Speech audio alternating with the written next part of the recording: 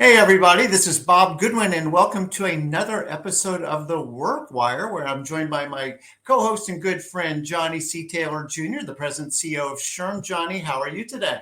I'm in a really good mood. Oh, what I puts you just in a say, good mood? What well, puts you yeah, in a good mood today? I don't know. You know when you're having a bad mood, and likewise when you're having a good. Normally, I know why I'm in a bad mood. Today, I'm just not in a bad mood. I'm in a good mood. So that's a weird intro, I know. It's a Friday. You're a born optimist. I think at That's least right. when I saw you drinking coffee, so if we put all that together, you're probably. That's right. Mix it all up. So, what I thought would be a really interesting topic there, we saw an article this week in the Wall Street Journal uh, with Bank of America and their junior bankers. And I'm going to read some excerpts from this in a second, but examples of where junior bankers are just being pushed to the absolute limit. They're working 100-hour weeks, and like I said, I'll get into some specifics. It kind of culminated in May with an employee actually dying. Right. And so, I thought it would be really helpful to kind of unpack this, in a few ways. I mean, one is the human and ethical cost. There's the business risk. And then it's just sort of the cultural and social implications. I'm sure you've got other places that we can go with this. But, with that, let me just read just a little bit so listeners can kind of get grounded into, why this is fairly shocking. So one young lady thrilled to accept a job from B of A while she's a student at Smith College, a very elite school. She quit B of A in 2022 after 3 years in the Chicago office, where senior bankers kept her and her teammates at their desk until 5 a.m. and instructed them, and this is really the important part, to lie about their hours.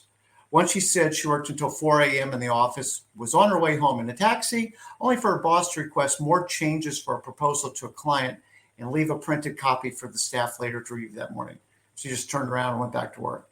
Roy Wang worked as a junior investment banker for the bank in Tokyo, meticulously logged his overtime hours, but when human resources told his bosses he was working too much, the manager told him just to report only as many as was allowed and just forget the rest.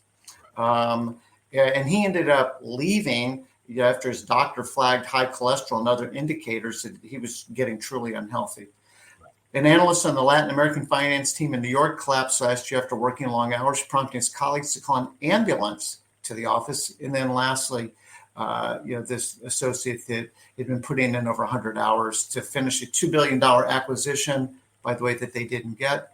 And this gentleman died, wife, children. So, I mean, it's so extreme. It sounds like we're talking about a Netflix It does, right? show or something, but this is happening in real time in corporate America. What do you think? Okay, so I'm going to naturally say those are horrible examples. I mean, no one can start in any other place that we've used the phrase work yourself to death. I don't think we literally meant that. But here we are. And so I start from the standpoint of it's not only is it not good for the individual and their family and people who rely on them, et cetera, but it's not good for the business, because if someone is that good, they're not machines, and you're going to burn them out. Right. I mean, people, if I have a star, just think about what we do in athletics, and you're the person who explained this to me, if you remember. After an athlete, a very high level athlete, and I would consider bankers who are operating on $2 billion deals to be that they have a built-in period to, what's the term you use? Well, I mean, with muscles, it's Right. hypertrophy. It gets torn, but it recovers. That's right. And we need that recovery period. That's right. That recovery period is essential. And you're describing a situation where someone worked until 5 a.m. and then literally within an hour was asked to come back. Every once in a while you can do that. And I want to make sure, that's the part of me that I want to make sure there are periods. All of us have had to do overnighters.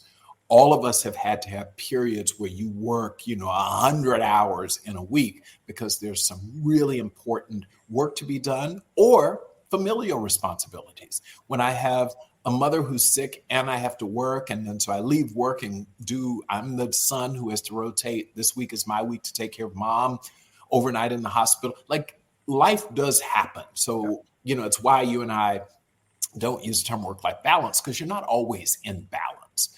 But where this goes on for a sustained period is the problem.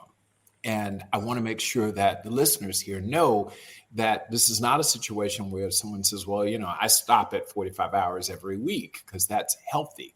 I think that also is an overcorrection the other way, because you want to figure out how to integrate work and life. Companies are under increasing pressure to produce good financial results, strong financial results. Mm-hmm. And something that I talk about a lot is the pressure that we get from employees along wage inflation, right? You want to make a lot of money, and I've got to get enough productivity out of you for me to make a profit and to pay you a lot of money. And so some of this is out of kilter. Now, I want to make sure no one hears me saying, therefore, Johnny said it's okay to burn people out to make more money. I'm not saying that. I am saying, though, and I'll just give you my own personal story. I started at a major law firm. So I'm a lawyer by training before I became HR. And I knew that they were going to pay me an insane amount of money as a 23-year-old lawyer who knew nothing. I just freshly minted law degree. I had no specialty, but I went to a big law firm. They paid me a lot of money, but I knew coming in the door that I've got to bill 2,000 hours a year. Bill. Now, let's do the math. In 50 weeks, so with a 2-week vacation, those remaining 50 weeks, I had to bill 40 hours a week. That means if you know anything about billing, you're going to work 50 to 60 hours to actually net billable hours, because you're not billing every moment that you're in the office. You stop to have lunch, you talk to friends, or there's time when there's no work. So you're there, but you can't bill it to anyone. So I signed up for that, Bob. I knew it.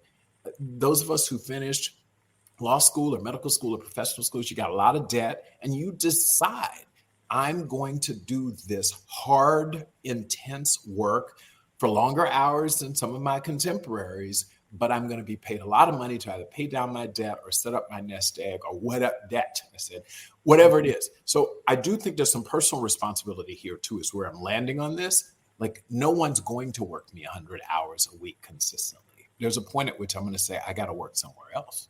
Right.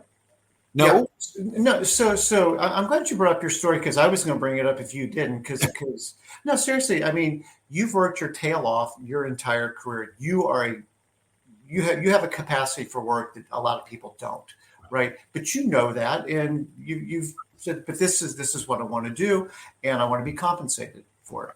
Fair enough. The thing, and whether we're talking, because I was trying to think, like, what are the other use cases? Because this is pretty extreme. I don't know, medical residencies, that's pretty horrible. Well, for sure, and that's real. No, 100%. And then you've got, my wife was an accountant, and when they're doing some audit and their billable hours, same thing. I was thinking about consulting firms, like McKinsey was in the news not too awfully long ago, and it wasn't completely complimentary on what the experience is like for a junior associate. But these are kids coming from the best schools in the world. Yep. Your point, maybe with more than a little bit of debt and or stars in their eyes on how much money they're going to make. That's and they're right. going to get that McKinsey, Goldman, B of A, whatever. Pedigree, exactly. And I think everybody knows that does come at a price. The issue for me, and I'd love to hear you talk about this, is where it goes really, really sideways is the lying about it. Yes. We've got policies in place, right? So like we know, and I think B of A was like 80. So it wasn't like, it was 55, it was 80 hours. Right. And these people are blowing past that by Tuesday. And could you do that? No, it'd take more days than that. But you know what I'm saying? And so it's like, well, whoa. Like that's not only is that not ethical, right? I'm curious if it's legal. And I know this isn't a legal show, and I never want to put you on the spot with offering a legal opinion. Well, so let's start on the ethical side. You start with, these are human beings, and that's the problem. Is you talking about the loss of humanity in work? That's what it is. The idea that an organization would even put peer pressure on someone to work that many of hours for a sustained period of time to the detriment of their own personal health is a problem. And we as people managers have an obligation to be shepherds of our people. So I know when I have pushed someone too hard, they manifested. This person didn't just pass out at work. There were indications. That's number one. Then the ethical question of suggesting that someone lie about the number of hours worked. Yeah, there's also a legal problem there. We've known companies that didn't want to pay overtime. So it wasn't that they weren't working you for 60 hours. It's I didn't want to pay you for the 2 hours over 40 that you worked under the Fair Labor Standards Act. It is illegal to lie about the number of hours you work. And it's unethical to lie about anything related to work, frankly, right? So you have both a legal and an ethics problem. And I know some of you out there who are really trained in Fair Labor Standards Act say, yeah, but he's an exempt employee. I'm saying documenting anything and changing it from what it is has to violate some law, right? Yeah. Just bottom line. So I think we are, it's a troubling problem. If this were a one-off incident, it wouldn't be okay, but we could understand it because there's always an organization, B of A may have 200,000-300,000 employees, thinking that the senior team there is fully aware of what's happening in every one of their offices around the world. This is just corporate America. Right. It's you mentioned someone's in London, somewhere, right? That's really tough. But what concerns me, and I'm sure I know the management team at Bank of America, CHRO, their CEO, I was just in a meeting with their CEO on a call with CHRO. That's not their culture. So what they have to do is deal with the specific situation, and we don't know the details of it, so it's unfair for us to really know the details of it. But I will say this, and I am confident that B of A has said that's not okay by us. So then you've got to go back and remind the organization, what are the rules here? What's our culture? What behaviors are? This is not how we work. You and I talk about the definition of culture, how things get done around here. This isn't how we get them done. And you've got to reinforce it, the messaging of it, and then you got to hold people accountable who allow this. So in the case of the people manager who encouraged someone not to reflect their real time, there have to be real consequences to that. Like that's a terminable offense in my mind. Again, I don't know all of the details of the particular situation, so it's really unfair for us to say maybe there's a version of the story that says the person was told to do it. The people manager may say absolutely wasn't the case. I have proof that I encouraged them to go home. But this person, and I've seen this in my law firm context, you have some people who are so type A, so driven, so competitive that even when you encourage those people to take time off, they won't. Now, just right, because I can't get ahead if I don't. Right, yeah. Which you could argue is a bigger cultural issue. But, you know, again, I'm real big on personal accountability as well. Right. And that's something that I think I just don't know enough about the facts here. But if it's true, let's say it this way. If you assume the facts as they've been reported, that a manager or managers told repeatedly throughout this culture that it was okay, you have an Enron moment where people just are violating ethics, right? That's a problem. Yeah. So it's interesting talking about culture. And you know, my last corporate job, I led our Wall Street business. So working with PE firms, buy side, sell side, hedge funds, all those folks in central Manhattan, like that is a hardcore. There's so much money on the table, and you know, missing that $2 billion deal cost somebody a bunch of money. That's right. Potentially cost somebody their job. That's right. So culturally, there's a couple things I want to get at, because if and I'm not picking on BFA, but it's just because Goldman, like I said, has been in the news for this. McKinsey's been in the news for stuff like this. So it's not just limited to Bank of America.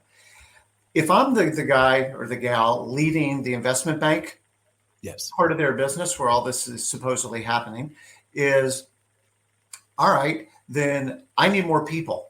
If you're telling me that I can't run the horses that I've got as hard as I've been working them, then I need more people because the work still has to get done. It's got to get done because this is a very deadline-oriented business. And I'm reading your facial expression. Yes, no, maybe. Maybe the answer is throw more bodies, or maybe it's a piece of work. If I'm writing a brief in a law firm, having 10 people writing on the brief doesn't get the brief done quicker. I mean, you need one person who's very focused and is a subject matter expert. So sometimes it's not as simple as adding resources. And especially if you have 3 of those at one time, it is a workload issue. And this is where you raise a point. I won't take a lot of time on it, but there are times when banks, financial services, law firms, et cetera, have to walk away from business. So it's just, we can't take any more because we can't run these horses and I'm using horses in the sense of a race, any harder. And maybe that's it. So that's a bigger conversation is there's more food in our mouths than we can swallow. So at this point, right? And that's really a different discussion. How much is enough for the enterprise? And so it may be, that's my point. It could be as simple as hire 10 more associates. It could also be more complicated, which is there are only 5 people who know this industry and could do this deal that are available right now. The deal came in the door because some hostile takeover was a threat, and we had to do this on a dime, and you can't just produce highly experienced investment banker. I mean, right? That's not, so it could be a try with you, and we both try to do this for the audience, and especially for the HR profession. Sometimes we can be pretty judgmental. Sometimes we can not totally understand the nuance of big business and specific industries. It could be that there are a limited number of people. This particular person could be the specialist in this area, and we just work them too hard. And that's bad for him, and it's bad for us. Well, you're right. Well, one of the points that you brought up when I said, maybe it's just we need more bodies, you said, yeah, but it could be process too. Right. And I think that's interesting. The back on culture, though, yes. There's I hope I can characterize this properly, but it's almost like a fraternity, of like, dude, I went through this. Yeah. You're going to go through this. It's a rite of passage. That's right. Basically. In fact, it's a badge of honor. That's right. That you went through this because you are now a Green Beret. You're a Navy SEAL. Like, this isn't for everybody. You're elite because you could put up with this. Yep. And look at the people who couldn't make it. You're an A player. Yeah, and I'm glad you brought up that in sports. We do this a lot. There are a lot. Whenever you're at the top of your game, and that's really what fundamentally is going on here, is I was that associate who wanted to be at the top of my associate class. Now, there are 35 of us, A types, very competitive, Some of that came from within, right? And the culture stop us from doing it. And so it didn't encourage nor discourage, right? And maybe you encouraged me because you paid me more, but I've seen that in highly competitive elite professionals of any sort, where it is a rite of passage. It is a point of pride to be able to say, I did this for law. I remembered working through a weekend, and I was so proud of the fact that I worked the entire July 4th weekend on this case. And I bragged, all the rest of you losers were out enjoying July 4th. Johnny Taylor was in hustling, and I'm going to make partner earlier than you all. Mm-hmm. The organization, the law firm didn't force me to do that. I kind of wanted it too. It was bragging rights for me. And you do see that as people get to, we see in athletes and athletics, people play hurt. They know they're not supposed to. The question is, should the coach not allow them to do it? In this instance, should the people manager say, I know you're driven, Johnny, but I'm going to make you go home. Stop, leave, period. So there's a lot of this going on. I don't know enough, and you and I don't know all of the facts. I will tell you the notion of bringing someone back an hour after having worked essentially 24, 28 hours, it seems wrong. And it seems there's no set of circumstances to justify it. Tell me if this is an okay direction to go in. I'm thinking about like our HR practitioner who's listening to this, and it's like, well, maybe it's not with those guys, we don't want to have people dying or ambulances coming to the office because people are working too much. But there's some managers, there's some people leaders that are pushing people too hard. They're creating an environment. And again, in this particular case, the allegation and with 1,100 comments, coming after people who used to work there, like, yeah, that's the way it works. As an HR person, like we put the rules in place. You're supposed to do this. We kind of know, that maybe not everything's being adhered to the way that it's been prescribed. What's your advice to the HR professional listening to this that sees things that they know aren't right, but it's embedded in the culture somehow? Well, that's one C is culture, but courage is the other C. Ooh. And we as HR professionals owe it to our employers as well as our employees to step up when we see wrong being done. I mean, it's the same excuse that people used for the casting couch in media. Well, that's the way it was, and I knew it was going. It was it wasn't a secret that Weinstein did what Weinstein did, and we allowed these people, the stars, again, the elite, to do this. And we see this in music and industry. We've seen this everywhere. Shame on us as a profession. And I'm not saying it's easy to be courageous, to go in and say, that big rainmaker on the investment banking side or the law firm, he or she is running their people ragged. And I, as HR, so what's my job? Ideally, you would go to that person and use our influence and persuasion skills to remind them that there are people on the other side of the desk, right? And I've found that. I've worked in an environment where you go and say, listen, I know what you're trying to do. To your point, do you need me to find you more people? Can we do things can we agree on how we're going to help you manage your talent? Because it's not good for you if you burn this person out or they lose their life, because now that star that you thought you couldn't do without, you're going to have to do without them anyway. Right? So courageous conversations where it doesn't work with the manager. And I try not to go around people, but going right at that people leader, people manager level and using your skills to get them to find a solution to achieve their workload. If that's not possible, then you must go up the chain and escalate it to someone who can really address it. And that's where your CHRO and ultimately the rest of the C-suite has to step in and say, this is not good for anyone. So it's courage. It's courage. Yeah, I appreciate you saying that. It is courage. I think, too, there's an opportunity for B of A to turn this into, it's going to take a little bit of time, but ultimately a competitive advantage. Absolutely. Right? Kind of rise from the ashes of, this is not a great article. This does not reflect well on them. Right. What are we going to do to change, be better for this, and actually create a competitive advantage? Because this clearly has, recruiting implications. Also, I'm not sure if I was looking to do a deal that I'm going to run over to B of A right now, because I'm not really sure I like how they do business. Now, and again, not trying to be naive and act like I don't understand how investment banking really, really works. But at the same time, something that's a little more ethical, a little more, human-centric, and you don't have to sacrifice the human on the way to the deal. That's right. And I think that it feels like there's some element of Wall Street in this case, but it could be other industries that believes like, no, it is kind of a Pyrrhic victory. Yeah, we lost a bunch of people, but we got the deal.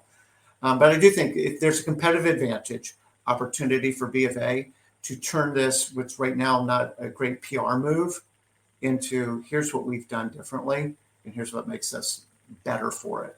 Bob, and I have all the confidence that that's exactly what they're doing. I mean, the reality is, and this is no excuse for anyone, but when you run these large enterprises, I mean, my organization pales in size in comparison to, from a size perspective, sort of a B of A. But we've got 100 or so people in India and the Middle East. Mm-hmm. There are several layers of management over there. On any given day, I'm not sure that I know what's going on. Could there be a people manager, even at SHRM, who is a driver and is driving their people to the point of the question is I can do, and it is important at the corporate level to make sure that you continue cascading down. This is our culture. We don't burn and churn people, et cetera, and reinforce that. And then the only other thing I can do is if I learn that the woman who Acho Khanna, as you know, is running the India and our business is in fact not living the cultural guiding principles that we have, I coach her up or coach her out. And that's where we as HR, and that's where that courage comes from, is we've got to be able to say, even if that person is a superstar producer, we've got to be able to say the ends don't justify the means. Right. So I appreciate any parting thoughts on this, Johnny, because it's a tough issue. There's not a simple answer because no tough issue has a simple answer. Any parting thoughts you'd want to leave folks with? Yeah, and I resist calling them parting thoughts because it may feel like I'm now putting the responsibility and the onus back on the employee. But I will say, we also individually, and you and I talk about managing our careers. Yeah. No one is going to make me work 100 hours a week unless you know what I mean? There's a point at which I have a tough decision. I might, if I need to work, I might do it for a period of time, but I'm going to be in the market looking for a new job because you can't do that. So I just would remind all of us, you use the term agency. Yes. I'm not going to let you kill me over a paycheck. I'm just not going to let it happen. And we do have to remind employees that you're not a slave. You work here because you choose to work here and because we choose to have you work here. And it does require a certain amount of standing up and saying enough's enough.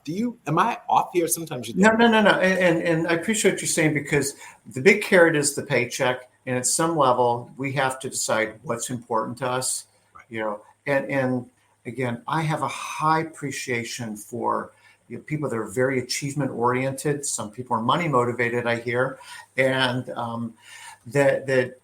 but you're making choices. These are choices that you are making as a young person who hasn't seen a lot of the world outside of a classroom, potentially. And then you get into real life in New York, working at a Fortune 50 institution. Maybe this isn't what I thought it was going to be. That's right. OMG. Like, I think I need to pivot from this, figure out how to make something work here or pivot from it. But to your point, we always have autonomy. We always have agency. And if this isn't aligning with who I am and what I want to be, but at the same time, you know what? I go into this with malice aforethought. I know what I'm doing, but I want the pedigree. And I am willing to put up with a pretty high level of crap to get there. Good on you. That's your choice. God bless you. That's your choice. Just mind your health. Know the consequences. That's right. Know the consequences of what you're getting into. Johnny, we do not, I love this because, we'll talk about real things and, not just what's kind of the happy little answer to things. These are hard choices and it's real life. And this is happening in the workplace today. I just appreciate the opportunity. I know our audience appreciates the opportunity to kind of really fully explore them. So thank you for today. Yeah, thank you. And thank you for tackling something because this is a tough one. It's not as black and white. The headline is jarring. Got it. Yes. And the story beyond the headline is very disturbing. But I think what we as HR professionals have to do, and people managers who are listening, is you've now got to unpack this and really focus on what will we do to ensure that we aren't that headline story, that our organization isn't. Exactly.